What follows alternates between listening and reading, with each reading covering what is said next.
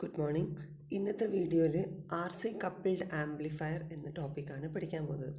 അപ്പം R C coupling എന്താണെന്ന് last ക്ലാസ്സിൽ നമ്മൾ പഠിച്ചിട്ടുണ്ട്. കപ്ലിംഗ് മെത്തേഡ്സിനകത്ത് റെസിസ്റ്റർ കപ്പാസിറ്റർ വഴി ഒരു ആംപ്ലിഫയറിൻ്റെ ഒരു output R C elements use ചെയ്ത് നെക്സ്റ്റ് സ്റ്റേജിലേക്ക് കൊടുക്കുന്നതിന് നമ്മൾ ആർ സി കപ്ലിംഗ് എന്ന് പറയുന്നത്. അപ്പോൾ ഇവിടെ സർക്യൂട്ടിനകത്ത് നോക്കിയാൽ നമുക്ക് കാണാൻ പറ്റും, രണ്ട് സ്റ്റേജ് ആംപ്ലിഫയർ ആണ് ഇതിൻ്റെ അകത്തുള്ളത്. ഫസ്റ്റ് സ്റ്റേജ്, സെക്കൻഡ് സ്റ്റേജ് എന്നൊക്കെ പറഞ്ഞ് ഇതിൻ്റെ അകത്ത് കൊടുത്തിട്ടുണ്ട്.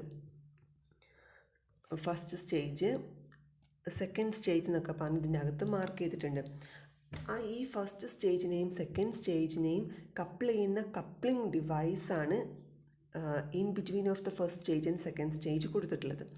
ആ കപ്ലിംഗ് ഡിവൈസിൻ്റെ അകത്ത് റെസിസ്റ്ററും കപ്പാസിറ്ററും ആണ് വരുന്നത്.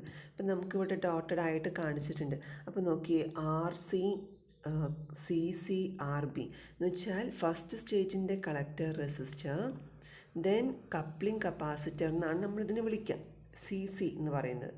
അപ്പം ആർ സി കളക്ടർ റെസിസ്റ്റർ എന്ന് പറയാൻ കാരണം കളക്ടറിലേക്ക് കണക്ട് ചെയ്തിട്ടുള്ള റെസിസ്റ്ററാണ് ആർ സി എന്ന് പറയുന്നത്.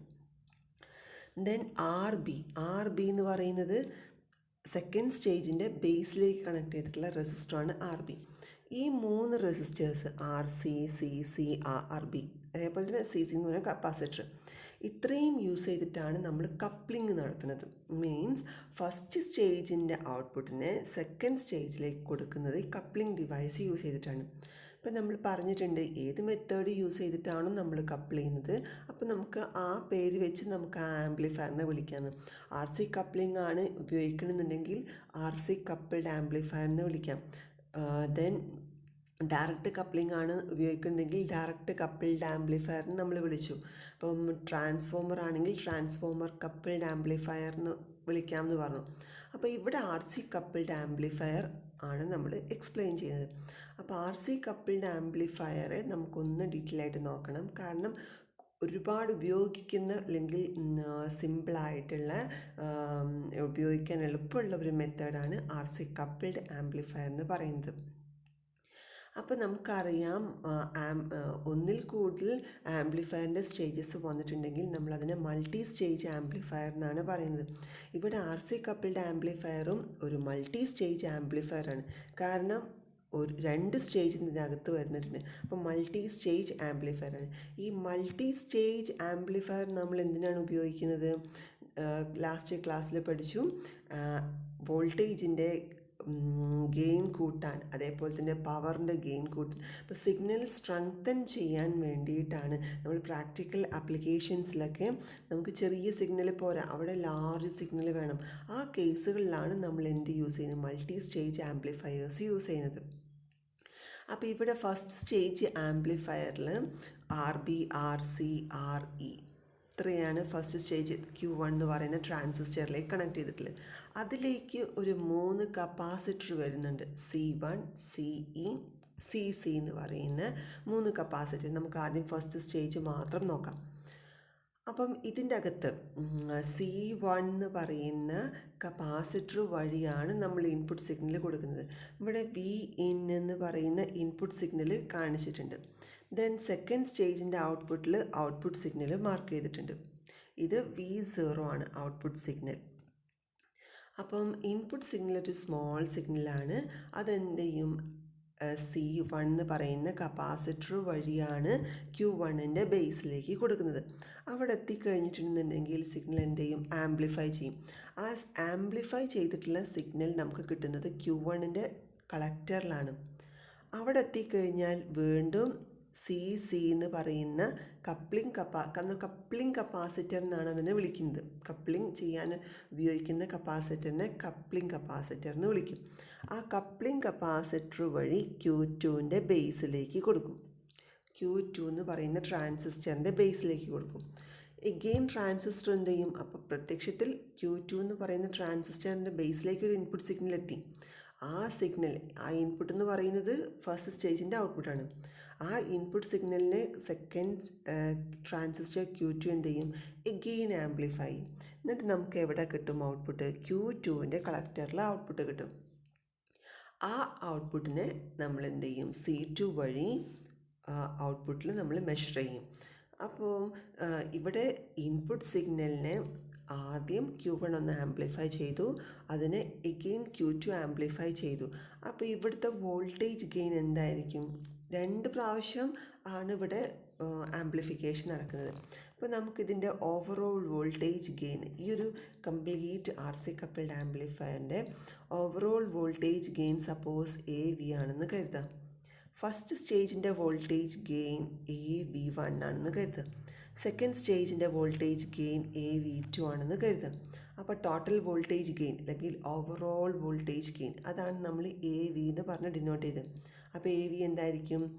AV1 ഇൻറ്റു AV2 എന്ന് കിട്ടും. ഓവറോൾ വോൾട്ടേജ് ഗെയിൻ എന്ന് പറഞ്ഞിട്ടുണ്ടെങ്കിൽ AV1 ഇൻറ്റു AV2. അപ്പോൾ AV1 എന്ന് പറഞ്ഞാൽ voltage gain of first stage, AV2 എന്ന് പറഞ്ഞാൽ voltage gain of second stage.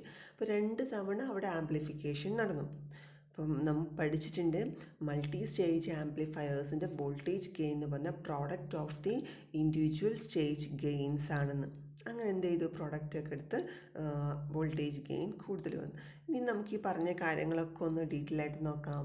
അപ്പം circuit consist of 2 single stage common emitter amplifiers. ഇവിടെ കോമൺ എമിറ്റർ ആംപ്ലിഫയേഴ്സ് ആണ് നമ്മൾ ഉപയോഗിച്ചിട്ടുള്ളത്. 2 സ്റ്റേജും വരുന്നുണ്ട്. അതിൽ RC, RB, CC എന്നൊക്കെ പറയുന്നതാണ് കപ്ലിംഗ് നെറ്റ്വർക്ക്. ഇതിൽ C1 എന്ന് പറയുന്ന കപ്പാസിറ്റർ നമ്മൾ ഇൻപുട്ട് സിഗ്നൽ കൊടുക്കും. Is use to couple the input signal to the base of Q1 while C2 is use to couple the output signal from the collector of Q2 to load. അപ്പം C2വിൽ നിന്ന് നമ്മൾ C2 വഴിയാണ് signal out എടുത്തിട്ട് ലോഡിലേക്ക് കൊടുക്കുന്നത്. Then CE bypass capacitor. അപ്പോൾ ഇതിലൊന്നും പെടാത്ത വേറൊരു കപ്പാസിറ്റർ ഉണ്ട്, CE എന്ന് പറയുന്നത്. അതിന് നമ്മൾ വിളിക്കുന്ന പേരാണ് ബൈപ്പാസ് കപ്പാസിറ്റർ. അതിൻ്റെ ഫങ്ഷൻ എന്ന് പറഞ്ഞിട്ടുണ്ടെങ്കിൽ സിഗ്നലിനെ ബൈപ്പാസ് ചെയ്യാൻ വേണ്ടി, ബൈപ്പാസ് ചെയ്ത് ഗ്രൗണ്ടിലേക്ക് കളയും. അപ്പോൾ അതിന് വേണ്ടിയിട്ടാണ് ബൈപ്പാസ് കപ്പാസിറ്റർ യൂസ് ചെയ്യുന്നത്. വളരെ ഇമ്പോർട്ടൻ്റ് ആയിട്ടുള്ള ഒരു കപ്പാസിറ്ററാണ്. കാരണം അതിൻ്റെ ഫങ്ഷൻ എന്ന് പറയുന്നത് ഇവിടെ വോൾട്ടേജ് ഗെയിനെ സ്റ്റേബിളാക്കി നിർത്താൻ, അത് കുറയ്ക്കാതെ വോൾട്ടേജ് ഗെയിന് നിർത്താൻ, സ്റ്റേബിളാക്കി നിർത്താൻ വേണ്ടി ഉപയോഗിക്കുന്ന കപ്പാസിറ്ററാണ് ബൈപാസ് കപ്പാസിറ്റർ. അപ്പോൾ ഇവിടെ ഓരോ കപ്പാസിറ്ററിനും നമ്മൾ പേര് വിളിച്ചു. CC എന്ന് പറയുന്ന കപ്പാസിറ്ററിനെ കപ്ലിംഗ് കപ്പാസിറ്റർ എന്ന് വിളിച്ചു. Coupling capacitor. C1 എന്ന് പറയുന്നത് ഇൻപുട്ട് കപ്പാസിറ്ററാണ്. C1 input capacitor. ആൻഡ് പിന്നെ നമ്മൾ പറഞ്ഞ ഇതാണ് CE എന്ന് പറഞ്ഞിട്ടുണ്ടെങ്കിൽ bypass capacitor. CE bypass capacitor. അപ്പം ഇത്രയും കപ്പാസിറ്റേഴ്സാണ് ഈ 2 സ്റ്റേജ് ആംപ്ലിഫയേഴ്സിനകത്ത് ഉൾപ്പെടുത്തിയത്. ഇനി ഇതിൻ്റെ വർക്കിംഗ് നമ്മൾ നേരത്തെ പറഞ്ഞു. When an AC signal is applied to the input of the first stage, it is amplified by a transistor and appears across the collector resistor RC. The signal is given to the input of the second stage through a coupling capacitor CC. അപ്പം ആദ്യം നമ്മൾ കൊടുക്കേണ്ട input signal first സ്റ്റേജിലേക്ക് കൊടുക്കും. അതിനെ transistor amplify ചെയ്തിട്ട് ആ first സ്റ്റേജിൻ്റെ കളക്ടർ റെസിസ്റ്ററിൽ കിട്ടും. ആ സിഗ്നലിനെ എഗെയിൻ നമ്മൾ എന്ത് ചെയ്യും? സെക്കൻഡ് സ്റ്റേജിലേക്ക് കപ്ലിംഗ് കപ്പാസിറ്റർ വഴി കൊടുക്കും. സെക്കൻഡ് സ്റ്റേജ് എന്ത് ചെയ്യും? വീണ്ടും ആംപ്ലിഫിക്കേഷൻ നടത്തും. ഈ രീതിക്കാണ്. അപ്പോൾ in this way the cascaded stages amplify the signal and the overall gain is equal to the product of the individual stage gains. ഇനി the output signal of a 2-stage coupled amplifier is in phase with the input signal. അതിൻ്റെ ഫേസും കൂടെ നമുക്കൊന്ന് നോക്കാനുണ്ട്. അപ്പോൾ ഇവിടെ നമ്മൾ പറഞ്ഞു common emitter amplifier അല്ലെങ്കിൽ CE ആംപ്ലിഫയർ. നമ്മൾ ഷോർട്ട് ആക്കിയിട്ട് CE ആംപ്ലിഫയർ എന്ന് പറഞ്ഞു. കോമൺ എമിറ്റർ ആംപ്ലിഫയർ ആണ് യൂസ് ചെയ്യുന്നത് പറഞ്ഞു. അപ്പോൾ കോമൺ എമിറ്റർ ആംപ്ലിഫയറിൻ്റെ ക്യാരക്ടറിസ്റ്റിക്സും അതേപോലെ തന്നെ കോൺഫിഗറേഷനൊക്കെ പഠിക്കുന്ന സമയത്ത് നമ്മൾ പഠിക്കുന്നുണ്ട്. Common emitter amplifier phase reversal provide ചെയ്യുന്നുണ്ട്. Phase reversal 180 degree. എന്താണ് ഈ ഫേസ് റിവേഴ്സൽ 180 ഡിഗ്രി എന്ന് പറയുന്നത്? ഇപ്പം ഇതിലെ ഫസ്റ്റ് സ്റ്റേജ് എന്ന് പറയുന്ന ഒരു CE ആംപ്ലിഫയറാണ്. സെക്കൻഡ് സ്റ്റേജ് എന്ന് പറയുന്നത് ഒരു CE ആംപ്ലിഫയറാണ്. അപ്പോൾ ഫസ്റ്റ് സ്റ്റേജ് ആംപ്ലിഫയറിൻ്റെ ഇൻപുട്ടിൽ കൊടുക്കുന്ന സിഗ്നലിനെ നമുക്ക് അതിൻ്റെ ഔട്ട് എടുക്കുന്നത് കളക്ടറിലാണ്. ആ കളക്ടറിൽ അതിന് 180 ഫേസ് ഷിഫ്റ്റ് ഉണ്ടായിരിക്കും. അപ്പോൾ 180 ഫേസ് ഷിഫ്റ്റ്, ഇപ്പം നമ്മുടെ ഇൻപുട്ട് സിഗ്നൽ ഇതാണ് നമ്മുടെ ഇൻപുട്ട് സിഗ്നൽ. അപ്പോൾ ഇവിടെ നമുക്ക് ഔട്ട്പുട്ട് നമ്മൾ വരയ്ക്കുമ്പം ആ സിഗ്നലിന് 180 ഫേസ് ഷിഫ്റ്റ് എന്ന് പറയുമ്പോൾ നേരെ തിരിച്ചാണ് അത് വരും. ഇങ്ങനെ 180 ഷിഫ്റ്റ് വന്നു. ആ സിഗ്നലാണ് Q2ൻ്റെ ബേസിലേക്ക് കൊടുക്കുന്നത്. അതും ഒരു കോമൺ എമിറ്റർ കോൺഫിഗറേഷനാണ്. അപ്പോൾ എഗെയിൻ എന്ത് ചെയ്യും, കോമൺ എമിറ്റർ കോൺഫിഗറേഷന് 180 ഫേസ് ഷിഫ്റ്റ് നടക്കും. അപ്പോൾ ഇവിടെ കിട്ടുന്ന സിഗ്നൽ അത് നമ്മൾ C2 വഴി ഔട്ടിലേക്ക് എടുക്കും. ആ കിട്ടുന്ന സിഗ്നലിന് 180 നടക്കുന്നുണ്ട്. 180 വീണ്ടും നടന്നു കഴിഞ്ഞാൽ ഈ സിഗ്നൽ എന്തായിട്ട് മാറും, ഈ സിഗ്നൽ ഇതുപോലെ വരില്ലേ 180. അപ്പോൾ 2 തവണ നടന്നു 2 സ്റ്റേജ് ആംപ്ലിഫയർ. 3 സ്റ്റേജ് ആണെന്നുണ്ടെങ്കിൽ 3 തവണ നടക്കും, അങ്ങനെ. അപ്പോൾ ഇവിടെ 2 തവണയാണ് 2 ഷിഫ്റ്റിങ് നടന്നതുകൊണ്ട് നമ്മുടെ ഇൻപുട്ട് സിഗ്നലിൻ്റെ അതേപോലെ തന്നെ ആംപ്ലിഫൈ ചെയ്തിട്ടുള്ള സിഗ്നലാണ് നമുക്ക് ഔട്ട്പുട്ട് കിട്ടുക. അപ്പോൾ ഇതാണ് ഫേസ് റിവേഴ്സൽ എന്ന് പറയുന്നത്. ഇപ്പം the output signal of A 2 stage RC coupled amplifier is in phase with the input signal because of the fact that its phase has been phase reversed by the amplifier. Next നമുക്ക് നോക്കാനുള്ളത്, ഇപ്പം ആദ്യം RC coupled amplifier നോക്കി, അതിൻ്റെ circuit നോക്കി, അതിലുള്ള circuit connections നോക്കി, then അതിൻ്റെ working പറഞ്ഞു. ഇനി നമുക്ക് നോക്കാനുള്ളത് frequency response of an RC coupled amplifier. അപ്പോൾ ഫ്രീക്വൻസി റെസ്പോൺസ് എന്ന് പറഞ്ഞിട്ടുണ്ടെങ്കിൽ എന്താണ്? ഫ്രീക്വൻസി റെസ്പോൺസ് എന്ന് പറഞ്ഞിട്ടുണ്ടെങ്കിൽ ഇപ്പം ആ ഒരു ആംപ്ലിഫയറിൻ്റെ അകത്തേക്ക് നമ്മൾ ഇൻപുട്ട് സിഗ്നൽ കൊടുക്കുന്നതിനനുസരിച്ച് നമുക്ക് ഔട്ട്പുട്ട് കിട്ടുമെന്ന് പറഞ്ഞു. അപ്പോൾ എങ്ങനെയാണ് കൊടുക്കുന്ന സിഗ്നലിനനുസരിച്ച് ഔട്ട്പുട്ടിൽ വരണമെന്നുള്ളത്, അതിൻ്റെ ആ ഒരു പെർഫോമൻസാണ് നമ്മൾ ഫ്രീക്വൻസി റെസ്പോൺസ് യൂസ് ചെയ്ത് എക്സ്പ്ലെയിൻ ചെയ്യുന്നത്. അപ്പോൾ ഫ്രീക്വൻസി റെസ്പോൺസാണ് ആ ഒരു ആംപ്ലിഫയറിൻ്റെ ഔട്ട്പുട്ട് ഗ്രാഫ് എന്ന് പറയുന്നത്.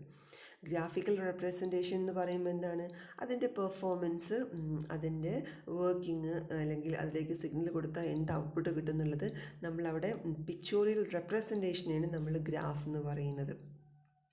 ഫ്രീക്വൻസി റെസ്പോൺസ് എന്ന് പറയുമ്പോൾ ഗ്രാഫിക്കൽ റെപ്രസെൻറ്റേഷനാണ്. അപ്പോൾ ഇവിടെ നോക്കിയാൽ നമുക്ക് കാണാൻ പറ്റും, ഫ്രീക്വൻസി നമ്മൾ കൊടുക്കുന്ന സിഗ്നലിൻ്റെ ഫ്രീക്വൻസി ഹൊറിസോണ്ടൽ ആക്സിസിൽ കൊടുത്തിട്ടുണ്ട്, അല്ലെങ്കിൽ എക്സ് ആക്സിസിൽ മാർക്ക് ചെയ്തിട്ടുണ്ട്.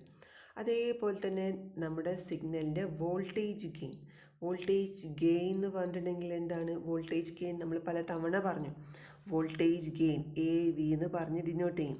വോൾട്ടേജ് ഗെയിൻ എന്ന് പറഞ്ഞിട്ടുണ്ടെങ്കിൽ output voltage divide by input voltage. അപ്പോൾ നമ്മൾ എന്ത് ചെയ്യും, ഔട്ട്പുട്ടിനെയും ഇൻപുട്ടിനെയും ഡിവൈഡ് ചെയ്തിട്ട് ആ കിട്ടുന്ന വോൾട്ടേജ് ഗെയിനിനെ dB, അപ്പോൾ ഇൻ ടേംസ് ഓഫ് dB എന്ന് പറയുമ്പം ഇതിനെ dBയിലേക്ക് കൊണ്ടുവരാൻ വേണ്ടി നമ്മൾ എന്ത് ചെയ്തു, 20 log V0/Vin ചെയ്യും. അപ്പോഴാണ് dBയിലേക്ക് വരിക.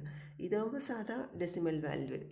നമ്മൾ dBയിലേക്ക് വരാൻ വേണ്ടി 20 log V0/Vin. അപ്പോൾ ഇവിടെ നമ്മൾ എന്ത് ചെയ്യും, 20 log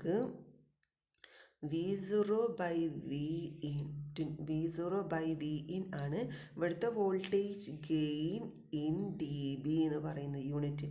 അത് നമ്മൾ എവിടെ മാർക്ക് ചെയ്യും, Y ആക്സിസിലേക്ക് അല്ലെങ്കിൽ വെർട്ടിക്കൽ ഡയറക്ഷനിലേക്ക് മാർക്ക് ചെയ്യും. അങ്ങനെ മാർക്ക് ചെയ്ത് കഴിഞ്ഞാൽ നമ്മൾ കൊടുക്കുന്ന സിഗ്നലിൻ്റെ ഫ്രീക്വൻസി ചേഞ്ച് ചെയ്യുക. അതിനനുസരിച്ച് നമ്മൾ എന്ത് ചെയ്യണം, വോൾട്ടേജ് ഗെയിൻ മെഷർ ചെയ്യുക. അപ്പോൾ നമ്മളിവിടെ കൊടുക്കുന്ന ഇൻപുട്ട് സിഗ്നലിൻ്റെ ഫ്രീക്വൻസി ചെറുത് തൊട്ട് വലുത് വരെ നമ്മളിങ്ങനെ മാറ്റിക്കൊണ്ടിരിക്കും. അങ്ങനെ മാറ്റുന്ന സമയത്ത് നമുക്ക് ഔട്ട്പുട്ടിലൊരു സിഗ്നൽ കിട്ടും. ആ സിഗ്നലിൻ്റെ മാഗ്നിറ്റ്യൂഡ് മെഷർ ചെയ്യാം. ആ സിഗ്നലിൻ്റെ മാഗ്നിറ്റ്യൂഡ് മെഷർ ചെയ്യുക എന്ന് പറയുമ്പം അതിൻ്റെ വോൾട്ടേജ് ഗെയിൻ ആണ്, ഔട്ട്പുട്ട് വോൾട്ടേജ് ആണ് നമ്മൾ എടുക്കുന്നത്. എന്നിട്ട് നമ്മൾ എന്ത് ചെയ്യും, ആ output voltage divided by input voltage ചെയ്യും, ഇൻറ്റു 20 log ചെയ്യും. അപ്പോൾ എന്തായി, വോൾട്ടേജ് ഗെയിൻ ഇൻ dB എന്ന് വെച്ചാൽ നമുക്ക് വെർട്ടിക്കൽ ഡയറക്ഷനിലേക്ക് മാർക്ക് ചെയ്യേണ്ട സിഗ്നലായി. അങ്ങനെ നമ്മൾ ഇൻപുട്ട് സിഗ്നലിൻ്റെ ഫ്രീക്വൻസി ലോ ഫ്രീക്വൻസി തൊട്ട് ഹൈ ഫ്രീക്വൻസി വരെ നമ്മൾ വേരി ചെയ്യും. അപ്പോൾ ഇവിടെ ഗ്രാഫിൻ്റെ അകത്ത് ഒരു 50 ഹെർട്സും ദെൻ 20 kHz മാർക്ക് ചെയ്തിട്ടുണ്ട്. അപ്പം അതിൻ്റെ ശേഷമുള്ള വാല്യൂസ് നമ്മൾ റീഡിങ് എടുക്കുന്നുണ്ട്. ഇവിടെ നമുക്ക് ശേഷമുള്ളതും കാണാൻ പറ്റും, അതിൻ്റെ മുകളിലുള്ളതും കാണാൻ പറ്റും. അത് in between 50 and 20 kHz mark ചെയ്തിട്ടുണ്ട്. അപ്പോൾ നമ്മളിവിടെ മാർക്ക് ചെയ്യുന്ന സമയത്ത് എങ്ങനെയാണ്, ഇപ്പോൾ ആദ്യം ഒരു 20 ഹെർട്സ് എന്നുള്ള വാല്യൂ എടുക്കും, അതിന് നമ്മളിവിടെ പോയിൻ്റ് എടുക്കും. ദെൻ 30 ഹെർട്സ് മാർക്ക് ചെയ്തു, 40 ഹെർട്സ് മാർക്ക് ചെയ്തു, ദെൻ 50 ഹെർട്സ് മാർക്ക് ചെയ്തു, 60 ഹെർട്സ് മാർക്ക് ചെയ്തു, 70, അങ്ങനെ അങ്ങനെ വോൾട്ടേജ് കാൽക്കുലേഷൻ നടത്തി നമ്മളിങ്ങനെ പോയിൻ്റ്, ഈ പോയിൻറ്റ്സിനെ എല്ലാം ഇങ്ങനെ ഓരോന്നും 20 kilo hertz, 30 kilo hertz, 40 kilo hertz, അങ്ങനെ അങ്ങനെ പോയിക്കൊണ്ടിരിക്കും. ഇനി നമ്മൾ ഈ പോയിൻറ്റിനെല്ലാം ജോയിൻ ചെയ്യുമ്പോൾ, ഇങ്ങനെ ജോയിൻ ചെയ്ത് കഴിഞ്ഞ് നമുക്ക് എന്ത് കിട്ടി, ഈ ഒരു ഫ്രീക്വൻസി റെസ്പോൺസ് ഗ്രാഫ് നമുക്ക് കിട്ടി, ഇങ്ങനെ കിട്ടും. അപ്പോൾ ഈ ഫ്രീക്വൻസി റെസ്പോൺസ് ഗ്രാഫ് കിട്ടിക്കഴിഞ്ഞാൽ ഇതിനൊരു 3 സെക്ഷനായിട്ടാണ് ഇവിടെ കാണുന്നത്. 50 ഹെർട്സ് ബിലോക്ക് അതെന്ത് ചെയ്യുന്നുണ്ട്, ഒരു ഒരു ഒരു സ്ലോപ്പ് അവിടെ കാണുന്നുണ്ട്. ദെൻ 50 to 20 കിലോ ഹെർട്സ് വരെ അത് കോൺസ്റ്റൻ്റ് ആയിട്ട് നിൽക്കും. ദെൻ 20 കിലോ ഹെർട്സ് കഴിഞ്ഞിട്ടുണ്ടെങ്കിൽ എന്താവും, അത് വീണ്ടും കുറഞ്ഞു പോയിക്കൊണ്ടിരിക്കും. അപ്പം അപ് ടു 50 ഹെർട്സ് വരെ ആ സ്ലോപ്പ് പോലെ കാണുന്നിടത്ത് അവിടെ എന്താ നടക്കുന്നത്, അതിൻ്റെ വോൾട്ടേജ് ഗെയിൻ ചെറുതിൽ നിന്ന് ഇങ്ങനെ കൂടിക്കൊണ്ടിരിക്കുകയാണ് ചെയ്യുന്നത്. ദെൻ 50 ഹെർട്സ് കഴിഞ്ഞാൽ കോൺസ്റ്റൻ്റ് ആയിട്ട് നിൽക്കും, 20 കിലോ ഹെർട്സ് കഴിഞ്ഞാൽ വോൾട്ടേജ് ഗെയിൻ കുറയുകയാണ്. അപ്പം ഇതിനെ ഈ സ്ലോപ്പ് പോലെ വരുന്നതിന് നമ്മൾ റോൾ ഓഫ് എന്നാണ് വിളിക്കുക. ഒരു പെർട്ടിക്കുലർ ഗെയിൻ വെച്ചിട്ടാണ്, ഒരു 20 dB per decade വെച്ചിട്ടാണ് ഇതിങ്ങനെ എന്ത് ചെയ്യുന്നത്, സ്ലോപ്പ് ആ ഗെയിൻ ഡിക്രീസ് ചെയ്യുന്നത്, അതേപോലെ തന്നെ ഇൻക്രീസ് ചെയ്യുന്നത്. അപ്പോൾ ഇങ്ങനെ നമ്മൾ കാണുന്നതിനെ, ഈ ഒരു റീജിയനെ നമ്മൾ റോൾ ഓഫ് എന്നാണ് വിളിക്കുക. അതേപോലെ തന്നെ ഇവിടെയും. അപ്പം ലോ ഫ്രീക്വൻസിയിലും റോൾ ഓഫ് നടക്കും, ഹൈ ഫ്രീക്വൻസിയിലും റോൾ ഓഫ് നടക്കും. അപ്പം ലോ ഫ്രീക്വൻസിയിൽ അത് ഇൻക്രീസ് ചെയ്യുകയാണ് ചെയ്യുന്നത്, ഹൈ ഫ്രീക്വൻസിയിൽ അത് ഡിക്രീസ് ചെയ്യുകയാണ് ചെയ്യുന്നത്. ഇനി അത് കഴിഞ്ഞൊരു പെർട്ടിക്കുലർ ഫ്രീക്വൻസിയിൽ അത് കോൺസ്റ്റൻ്റ് ആയിട്ട് നിൽക്കും. അപ്പോൾ നമുക്കൊരു 50 ഹെർട്സ് ടു 20 കിലോ ഹെർട്സ് വരെയുള്ള റീജിയനിൽ നമുക്ക് ഈ സിഗ്നലിനെ കോൺസ്റ്റൻ്റ് ആയിട്ട് കിട്ടും. എന്ന് വെച്ചാൽ നമ്മൾ കൊടുക്കുന്ന ഇൻപുട്ട് സിഗ്നൽ അത്രയും എന്ത് ചെയ്യും, അവിടെ ആംപ്ലിഫൈ ചെയ്തിട്ട് നമുക്ക് ഒരു കോൺസ്റ്റൻ്റ് ആയിട്ട്, അപ്പോൾ ആംപ്ലിഫിക്കേഷൻ നടന്നാലും അത്രയും പോർഷനിൽ അത് കോൺസ്റ്റൻ്റ് ആയിട്ട് നിൽക്കും. ഒരുപാട് റീജിയനിൽ ഇത് കോൺസ്റ്റൻ്റ് ആയിട്ട് കാണുന്നുണ്ട്. ദെൻ നമുക്കിതിൻ്റെ വർക്കിംഗ് എങ്ങനെയാണ് ഇത് കോൺസ്റ്റൻ്റ് ആവുന്നത് അല്ലെങ്കിൽ റോൾ ഓഫ് നടക്കുന്നത് എന്നുള്ളതൊക്കെ നമുക്കൊന്ന് നോക്കാം. അപ്പോൾ voltage gain is plotted along Y axis and frequency is plotted along X axis. Voltage gain drop ചെയ്യുക എന്ന് കുറയുന്നതിന് നമ്മൾ റോൾ ഓഫ് എന്ന് പറയുന്നത്. Low frequency below 50 hertz and at high frequency above 20 kilo hertz.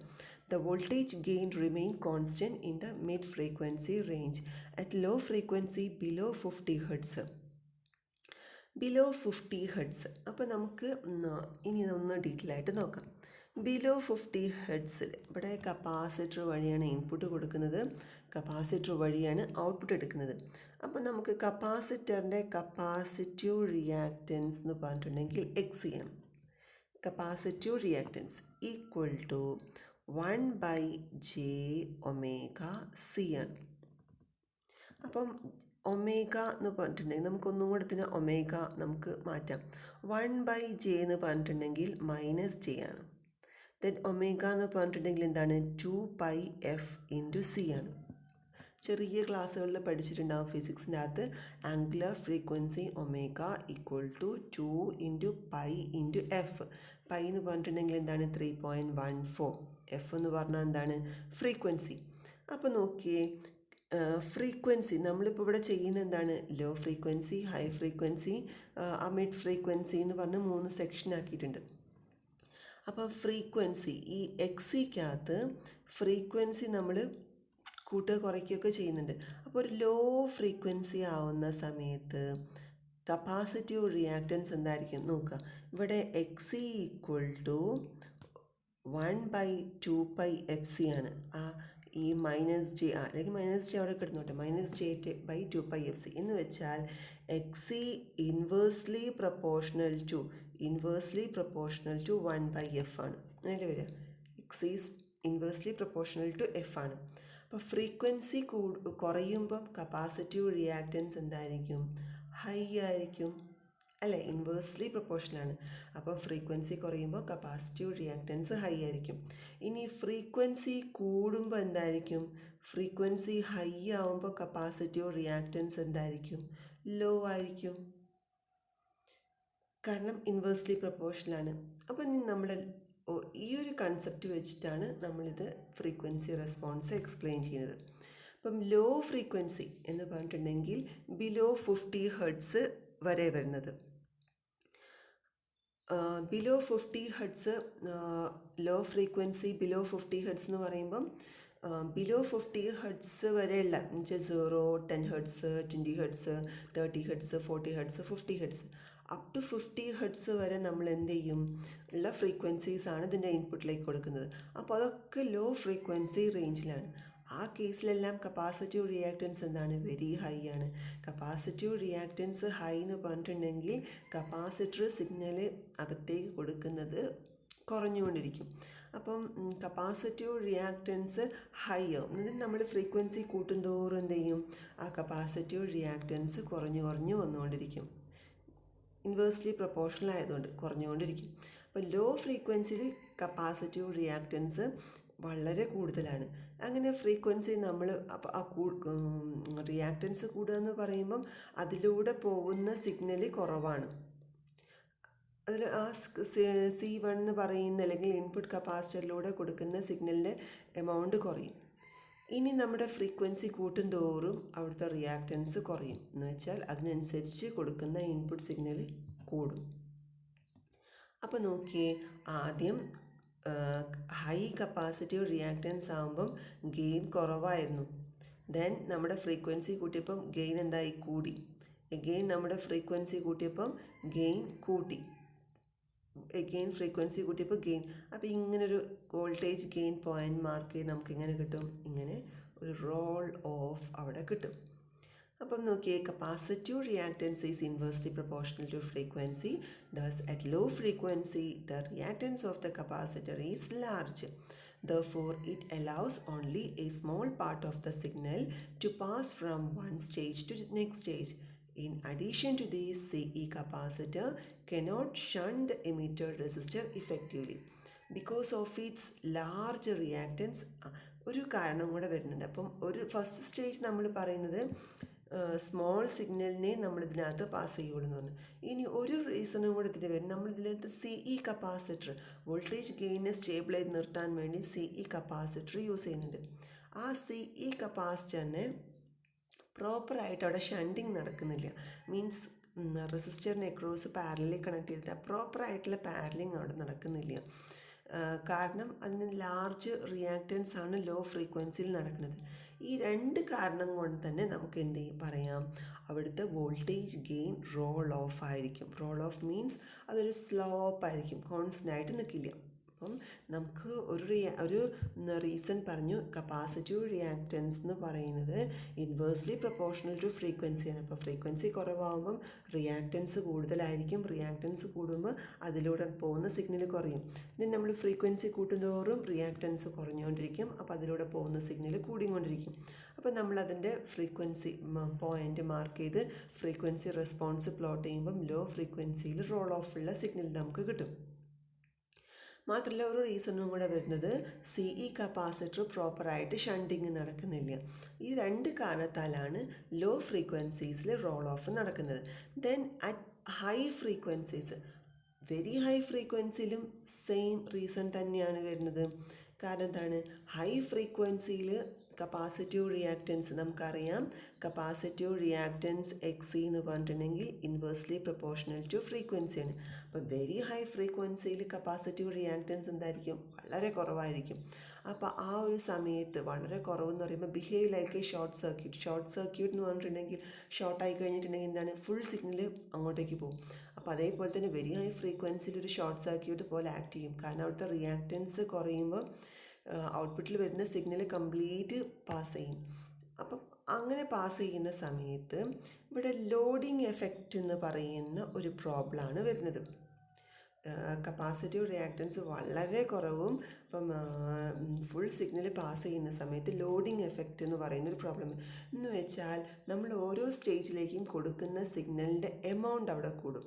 ഇപ്പം നമുക്ക് ഒരു സിഗ്നലിൻ്റെ ഔട്ട് എടുത്ത് നമ്പർ ഓഫ് സ്റ്റേജിലേക്ക് നമുക്ക് കൊടുക്കാം. ആ സമയത്ത് അത് എടുക്കുന്ന സിഗ്നലിൻ്റെ എമൗണ്ട് അവിടെ കൂടുകയാണ്. അപ്പം ഒരു 5 ആംപ്ലിഫയർ അടുത്ത സ്റ്റേജിലേക്ക് അല്ലെങ്കിൽ 5 സ്റ്റേജിലേക്ക് നമ്മൾ ഈ സിഗ്നൽ കൊടുക്കുന്നുണ്ടെങ്കിൽ ആ 5 സ്റ്റേജും സിഗ്നൽ വലിക്കുന്ന സമയത്ത് അതെന്ത് ചെയ്യും, ആ ഗെയിൻ അവിടെ അങ്ങോട്ട് കുറയും. അപ്പം ഈ കപ്പാസിറ്റീവ് റിയാക്റ്റൻസ് കുറവുള്ള കാരണം എത്തുന്ന മെജോറിറ്റി സിഗ്നൽ ഈ ലോഡിങ് എഫക്റ്റ് കാരണം കുറയും. അപ്പോൾ കൂടിയത് ലോഡിങ് എഫക്റ്റ് കാരണം അവിടെ കുറഞ്ഞു. അപ്പോൾ which reduces the voltage gain. അതെന്ത് ചെയ്യും, ഒരു ഷാർപ്പായിട്ടുള്ള വോൾട്ടേജ് ഗെയിൻ അവിടെ റെഡ്യൂസ് ചെയ്യിക്കും. അതൊരു റീസൺ. ഇത് ഒരു റീസൺ. സെക്കൻഡ് റീസൺ എന്ന് പറയുന്നത് the capacitance of the emitter diode increases the base current of the transistor. ഇപ്പോൾ capacitance of the emitter diode, ഇപ്പം എമിറ്റർ, ഇപ്പം നമുക്കറിയാം ഒരു ട്രാൻസിസ്റ്റർ NPN പറയുന്ന ട്രാൻസിസ്റ്ററിന് അതിൻ്റെ അകത്ത് NPN അങ്ങനെ 2 ഡയോഡ് യൂസ് ചെയ്തിട്ടാണ് കണക്ട് ചെയ്തിട്ടുള്ളത്, ട്രാൻസിസ്റ്റർ കൺസ്ട്രക്ട് ചെയ്തിട്ടുള്ളത്. അപ്പം ഈ എമിറ്റർ ഡയോഡ് എന്ന് പറയുന്ന അതിൻ്റെ അകത്തുണ്ടാവുന്ന കപ്പാസിറ്റൻസ്, അപ്പം നമുക്ക് ഡയോഡിൻ്റെ ഒക്കെ സമയത്ത്, ഡയോഡ് പഠിക്കുന്ന സമയത്ത് അതിൻ്റെ അകത്തുള്ള കപ്പാസിറ്റൻസിനെ കുറിച്ച് നമ്മൾ പഠിച്ചിരുന്നു. അപ്പം എമിറ്റർ ഡയോഡ് കപ്പാസിറ്റൻസ് എന്ത് ചെയ്യും, ബേസ് കറൻറ്റ് ഇൻക്രീസ് ചെയ്യും. ആ ബേസ് കറൻറ്റ് ഇൻക്രീസ് ചെയ്യുന്ന കാരണം അവിടുത്തെ ഗെയിൻ റെഡ്യൂസ് ചെയ്യും. ഇതും ഒരു റീസണാണ്. എന്തിന്, അതിൻ്റെ ഹൈ ഫ്രീക്വൻസിയിൽ വോൾട്ടേജ് ഗെയിൻ റെഡ്യൂസ് ചെയ്യാനുള്ളൊരു റീസണാണ്. അപ്പം ഈ 2 കാരണത്താലാണ് ഹൈ ഫ്രീക്വൻസിയിൽ ഗെയിൻ കുറഞ്ഞു വരുന്നത്. അപ്പം ഈ 2 റീസൺ നോക്കുമ്പം നമുക്കറിയാം, നമ്മൾ ഫ്രീക്വൻസി റെസ്പോൺസ് പ്ലോട്ട് ചെയ്തു. ദെൻ ഹൈ ഫ്രീക്വൻസി, ഇവിടെ നമ്മൾ ഇത്രയും portion low frequency, then mid frequency, high frequency നമ്മൾ പ്ലോട്ട് ചെയ്യുമ്പം സിഗ്നൽ പ്ലോട്ട് ചെയ്തു. Then frequency 30 kHz, 40 kHz, 50 kHz ഇങ്ങനെ മാർക്ക് ചെയ്യുമ്പോൾ എന്ത് ചെയ്യും, ഇങ്ങനെ കുറഞ്ഞുകൊണ്ടിരിക്കും. അപ്പോൾ ഇങ്ങനത്തെ ഒരു പ്ലോട്ടാണ് നമുക്ക് എവിടെ കിട്ടുക, ഹൈ ഫ്രീക്വൻസിയിൽ കിട്ടുക. ദെൻ നമുക്ക് അടുത്തത് മിഡ് ഫ്രീക്വൻസി നോക്കണം. മിഡ് ഫ്രീക്വൻസി എന്ന് പറഞ്ഞിട്ടുണ്ടെങ്കിൽ 50 Hz തൊട്ടിട്ട് 20 kHz വരെ ഉള്ളത്. അപ്പം 50 Hz തൊട്ട് 20 kHz വരെ എന്ന് പറയുന്ന പോർഷനിൽ നമ്മൾ പറഞ്ഞു വോൾട്ടേജ് ഗെയിൻ കോൺസ്റ്റൻ്റ് ആണെന്ന് പറഞ്ഞു. അപ്പോൾ ഈ വോൾട്ടേജ് ഗെയിൻ കോൺസ്റ്റൻ്റ് ആക്കിയിട്ട് നിർത്തുന്നത് കപ്ലിംഗ് കപ്പാസിറ്ററാണ്. അപ്പം നമുക്കൊന്നും കൂടെ നോക്കാം. കപ്ലിംഗ് കപ്പാസിറ്റർ എന്ന് പറയുമ്പോൾ കപ്പാസിറ്റീവ് റിയാക്റ്റൻസ് ഉണ്ടാവും, അതൊരു റെസിസ്റ്റൻസ് ഓഫർ ചെയ്യും. അതിന് നമ്മൾ കപ്പാസിറ്റീവ് റിയാക്റ്റൻസ് എന്ന് പറയുന്നത്. ഈ കപ്പാസിറ്റീവ് റിയാക്റ്റൻസ് എന്താണ്, ഇൻവേഴ്സ്ലി പ്രൊപ്പോർഷണൽ ടു ഫ്രീക്വൻസിയാണ്. അപ്പം കപ്ലിംഗ് കപ്പാസിറ്റർ അതിൻ്റെ അകത്ത് എന്ത് ചെയ്യും, ഫ്രീക്വൻസി കൂടുന്തോറും റിയാക്റ്റൻസ് ഓഫ് ദി കപ്പാസിറ്റർ എന്ത് ചെയ്യും, ഡിക്രീസ് ചെയ്യും. ആ ഡിക്രീസ് ചെയ്യുന്ന സമയത്ത് അവിടുത്തെ ഗെയിൻ എന്ത് ചെയ്യും, ഇൻക്രീസ് ചെയ്യും. അതേസമയം lower capacitive reactance increases the loading effect. അതെന്ത് ചെയ്യും, loading effect of the next stage, loading എഫക്റ്റും ഇൻക്രീസ് ചെയ്യുന്നുണ്ട്. ലോഡിങ് എഫക്റ്റ് നമ്മൾ നേരത്തെ പറഞ്ഞു. ആ ലോഡിങ് എഫക്റ്റ് കാരണം ഗെയിൻ എന്ത് ചെയ്യും, കുറയും. അപ്പം ഒരു വശത്ത് ഗെയിൻ കൂടുമ്പം ലോഡിങ് എഫക്റ്റ് കാരണം ഗെയിൻ കുറയും. ഇത് രണ്ടും കൂടെ ക്യാൻസൽ ചെയ്യും. അപ്പോൾ രണ്ടും കൂടെ ക്യാൻസൽ ചെയ്ത് പോകുന്ന സമയത്ത് എന്ത് ചെയ്യും, അവിടുത്തെ വോൾട്ടേജ് ഗെയിൻ കോൺസ്റ്റൻ്റ് ആയിട്ട് നിൽക്കും. ഇപ്പം നമുക്കറിയാം, ഇപ്പോൾ നമ്മൾ ഫ്രീക്വൻസി റെസ്പോൺസ് വരച്ചപ്പം ഇങ്ങനെ ഡോട്ടഡ് മാർക്ക് ചെയ്തു. അതിൻ്റെ ഇവിടെ ലോ ഫ്രീക്വൻസി, ഇവിടെ very high frequency, mid frequency റേഞ്ചിൽ നമ്മൾ കപ്പാസിറ്റീവ് റിയാക്റ്റൻസ് ഫ്രീക്വൻസി കൂട്ടുമ്പോൾ, ഇപ്പം 30 Hz ആക്കുമ്പോൾ അതിൻ്റെ എന്ത് ചെയ്യും, ഗെയിൻ കൂടും. ഫ്രീക്വൻസി ഇൻക്രീസ് ചെയ്യുന്നതിനനുസരിച്ച് കപ്പാസിറ്റീവ് റിയാക്റ്റൻസ് കുറഞ്ഞു. അപ്പോൾ അതിലൂടെ പോകുന്ന സിഗ്നൽ കൂടുന്ന സമയത്ത് അതിൻ്റെ ലോഡിങ് എഫക്റ്റ് കാരണം ഗെയിൻ കുറയും. അപ്പോൾ രണ്ടും കൂടെ ക്യാൻസൽ ചെയ്ത് ഒരു ഗെയിൻ കിട്ടും. ആ പോയിന്റ് നമ്മൾ മാർക്ക് ചെയ്തു. എഗെയിൻ നമ്മൾ ഫ്രീക്വൻസി ഇൻക്രീസ് ചെയ്തു. ആ സമയത്തും കപ്പാസിറ്റീവ് റിയാക്റ്റൻസ് കുറഞ്ഞു. കപ്പാസിറ്റീവ് റിയാക്റ്റൻസ് കുറയുമ്പോൾ അതിലൂടെ പോകുന്ന ഗെയിൻ കൂടും. പക്ഷേ ലോഡിങ് എഫക്റ്റ് കാരണം ഗെയിൻ കുറയും. അപ്പോൾ രണ്ടും കൂടെ ക്യാൻസൽ ചെയ്തിട്ട് എഗെയിൻ നമുക്കൊരു വാല്യൂ കിട്ടും. ഈ പ്രോസസ്സ് നമ്മളിങ്ങനെ റിപ്പീറ്റ് ചെയ്യുക അപ് ടു 20 kHz വരെ. ആ സമയങ്ങളിലെല്ലാം എന്ത് ചെയ്യും, നമ്മളതിന് വരച്ച് കഴിഞ്ഞാൽ ആ പോയിൻറ്റ്സിനെല്ലാം അങ്ങ് കണക്ട് ചെയ്ത് കഴിഞ്ഞാൽ നമുക്കവിടെ കോൺസ്റ്റൻറ്റ് വോൾട്ടേജ് ഗെയിൻ കിട്ടും. അപ്പം ഇങ്ങനെയാണ് നമുക്കിവിടെ ഫ്രീക്വൻസി റെസ്പോൺസ് വരുന്നത്. അപ്പം ലോ ഫ്രീക്വൻസിയിൽ ഇതിനൊക്കെ നമ്മൾ വർക്കിംഗ് എക്സ്പ്ലെയിൻ ചെയ്യുന്നത്, അല്ലെങ്കിൽ ഫ്രീക്വൻസി റെസ്പോൺസ് പ്ലോട്ട് എക്സ്പ്ലെയിൻ ചെയ്യുന്നത് കപ്പാസിറ്റീവ് റിയാക്റ്റൻസിൻ്റെ ഈ ഒറ്റ ഇക്വേഷൻ യൂസ് ചെയ്തിട്ടാണ്. XC എന്ന് പറഞ്ഞിട്ടുണ്ടെങ്കിൽ ഇൻവേഴ്സ്ലി പ്രൊപ്പോർഷണൽ ടു ഫ്രീക്വൻസി ആണെന്നുള്ളത്. ഇത് വെച്ചിട്ടാണ് നമ്മൾ ഈ 3 സെക്ഷൻ. അപ്പം ഇതിന് ലോ ഫ്രീക്വൻസി എന്ന് പറഞ്ഞ ഈ ഒരു പാർട്ട്, ദെൻ ഹൈ ഫ്രീക്വൻസി എന്ന് പറയുന്ന ഈ ഒരു പാർട്ട്, ദെൻ മിഡ് ഫ്രീക്വൻസി എന്ന് പറയുന്ന മൂന്നാമത്തെ റീജിയൻ. ഈ ഓരോ റീജിയനും നമ്മളിവിടെ എക്സ്പ്ലെയിൻ ചെയ്യുന്നത് അങ്ങനെയാണ്. Low frequency below 50 hertz first part, then at high frequency above 20 kilohertz second part, then at mid frequencies between 50 hertz to 20 kilohertz എന്ന് പറയുന്നത് തേർഡ് പാർട്ട്. ഇങ്ങനെ നമ്മൾ എക്സ്പ്ലെയിൻ ചെയ്തത്. ദെൻ ഇതിൻ്റെ അഡ്വാൻറ്റേജസ് നോക്കാം. Most convenient and least expensive multi stage amplifier ആണ്. Wide frequency response ആണ്. നമ്മൾ കണ്ടു വൈഡ് ആയിട്ടുള്ള ഫ്രീക്വൻസി റെസ്പോൺസ് ആണ്. അത്രയും പോർഷൻ എന്താണ്, gain remains constant. It provide less frequency distortion provide ചെയ്യുന്ന ഒരു ആംപ്ലിഫയർ ആണ് RC coupled amplifier. Most convenient and least expensive, നമ്മൾ ഉപയോഗിക്കാൻ കോമൺ ആയിട്ട് ഉപയോഗിക്കുന്നതാണ്, ലീസ്റ്റ് എക്സ്പെൻസീവ് ആയിട്ടുള്ളതാണ്. ദെൻ ഡിസഡ്വാൻറ്റേജ് എന്ന് പറയുമ്പം ഇതിൻ്റെ ഓവറോൾ ഗെയിൻ എന്ന് പറയുന്നത് കമ്പാരിറ്റീവ്ലി സ്മോൾ ആണ്. കാരണം ലോഡിങ് എഫക്റ്റ് കാരണമാണ് ഇവിടുത്തെ ഓവറോൾ ഗെയിൻ കുറയുന്നത്. It has a tendency to become noisy with age, especially moist climate. ഇപ്പം മഴക്കാലത്തൊക്കെ ആണെന്നുണ്ടെങ്കിൽ മോയ്സ്റ്റ് ക്ലൈമറ്റ് ആയിരിക്കും. ആ സമയത്ത് നോയ്സി ആവാൻ അല്ലെങ്കിൽ അതിൽ എറർ കൂടാൻ ചാൻസ് ആണ്.